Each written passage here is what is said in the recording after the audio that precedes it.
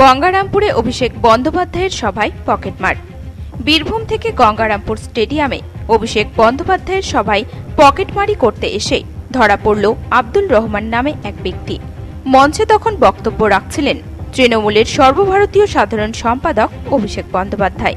আর তার মাঝে সভার শেষের দিকে এক তৃণমূল কর্মীর পকেটে হাত দেয় বীরভূম সিউড়ি থেকে আসা আব্দুল রহমান।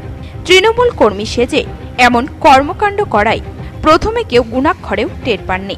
কিছুক্ষণ পর আরও এক ব্যক্তির পকেটে হাত দিতেই পেছন থেকে এক তৃণমূল কর্মী দেখে ফেলায় হাতে নাতে ধরা পড়েন আব্দুল রহমান।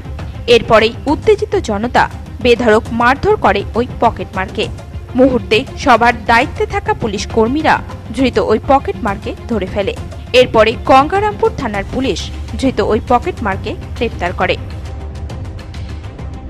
গঙ্গারামপুর থেকে বিশেষ প্রতিবেদন, নিউজ টুডে।